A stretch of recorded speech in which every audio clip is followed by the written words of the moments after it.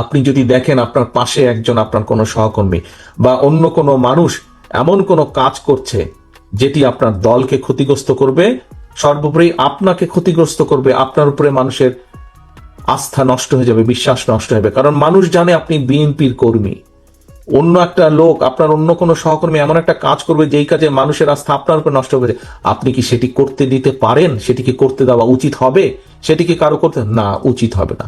যদি সেটি হয় তাহলে কেন আমাদের এত লক্ষ লক্ষ নেতাকর্মী এই অত্যাচার নির্যাতনের শিকার হলো?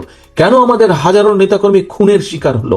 তাহলে তাদের আত্মদান্ত কি বৃথা যাবে না? আজ আমরা যদি এসব অ্যালাউ করি কাউকে যে যাতে দলের ক্ষতি হবে, তাহলে কেন আমরা অ্যালাউ করব?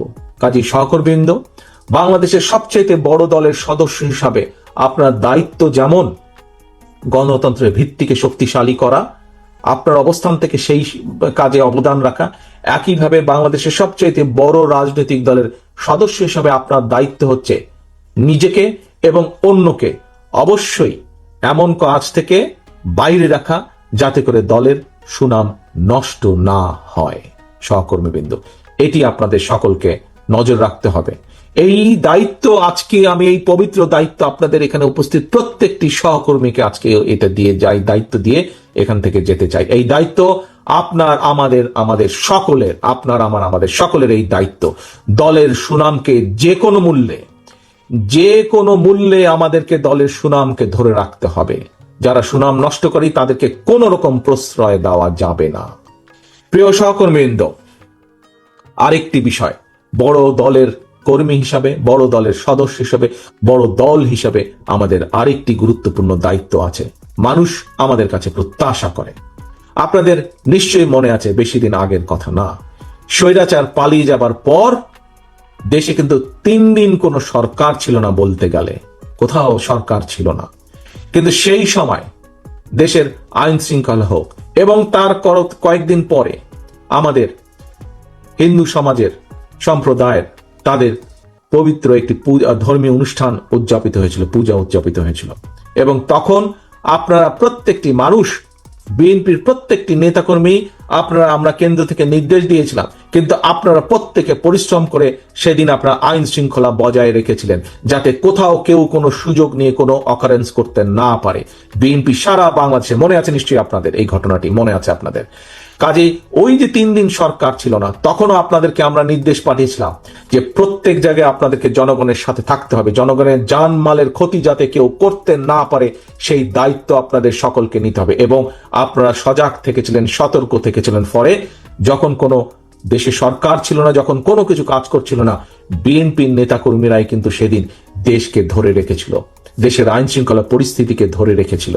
কাজে প্রিয় সহকর্মীবৃন্দ, আপনাদের সেই দায়িত্ব আজও শেষ হয়ে যায়নি, আজকেও আপনাদের দায়িত্ব আছে। তবে এখন যেহেতু অন্তর্বর্তীকালীন সরকার আছে, এখন যেহেতু সরকার চেষ্টা করছে সবকিছু আবার নর্মাল ভাবে চালানোর জন্য, আমাদের বড় দল হিসেবে অন্যতম প্রধান দায়িত্ব হচ্ছে আপনার এলাকার যে প্রশাসন আছে, সেই প্রশাসন যখন সহযোগিতা চাইবে এলাকার আইন শৃঙ্খলা রক্ষার জন্য, এলাকার মানুষের শান্তি শৃঙ্খলা রক্ষার জন্য, বিএনপি হিসাবে, বিএনপি নেতা হিসাবে, বিএনপির কর্মী হিসাবে আপনাদেরকে সেই সহযোগিতা দিতে হবে। অর্থাৎ মানুষের প্রত্যাশা অনুযায়ী আমাদেরকে চলতে হবে, মানুষ যা চাই সেই হিসাবে আমাদেরকে চলতে হবে। গণতন্ত্রের ভিত যাতে শক্ত ভিত্তির উপরে রচিত হবে সেই ব্যাপারে আমাদেরকে সচেতন থাকতে হবে, কাজ করতে হবে। এবং আমাদেরকে আইন নিজের হাতে তুলে না নিয়ে প্রশাসন আমাদের সহযোগিতা চাইলে প্রশাসনকে সহযোগিতা করতে হবে যাতে করে এলাকার মানুষের জান মালের নিরাপত্তা ঠিক থাকে। সিনেমাতে, পত্রিকায় আমরা দেখেছি লগি বৈঠার ঘটনা। লগি বৈঠা শুরু করেছিল আওয়ামী লীগ, সেটা সিলসিলা এখন বহন করছে। যারা মুজিববাদের নতুন করে ঠিকানা হয়েছে,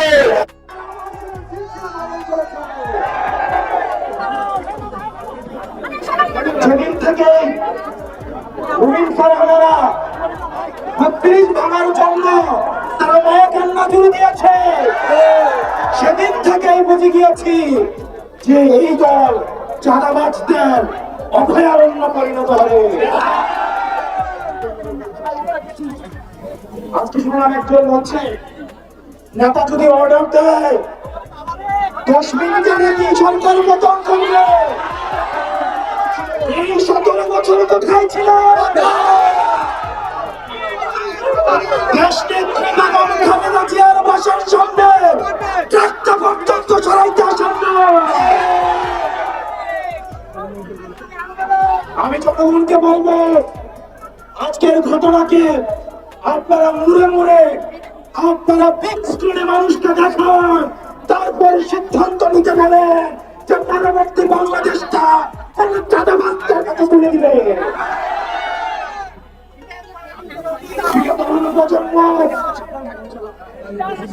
আপনারা রক্ত দিয়েছেন, আমার এই ভাইটা চোখ হারিয়েছে। আমার এই ভাইয়ের কাছে জিজ্ঞেস করতে হবে। তারা বলছে আমাদের যেহেতু যতদিন না পর্যন্ত নির্বাচন হয়, তারা যদি সরকার গঠন না করে তাহলে নাকি এগুলো অব্যাহত থাকবে। ব্যাপারটা হচ্ছে এমন, আমি চুরি করতে থাকবো, না হয় আমাকে বাসার চাবিটাই আমার হাতে তুলে দাও।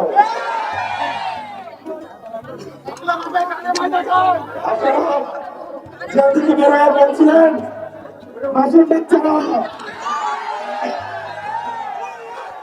আজকে আপনারা কথা বলেন, আজকে আপনারা মুজিববাদের ঠিকাদার হয়েছেন।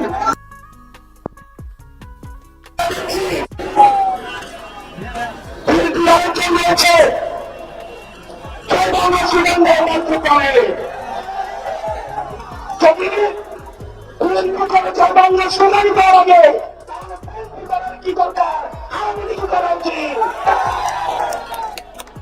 এই পাঠ্যক্রমের জন্য আজকে বঞ্চিত, নির্যাতিত, নিপীড়িত। তারা এতদিন ধান খেতে ক্ষমতা ঢাকায় এসে রিক্সা চালাতো। আমার বিএনপির ত্যাগী ভাইদেরকে, কর্মীদেরকে এই নেতারা, এই কর্মীরা প্রতারিত করেছে, প্রতারিত করছে, প্রতারিত করবে।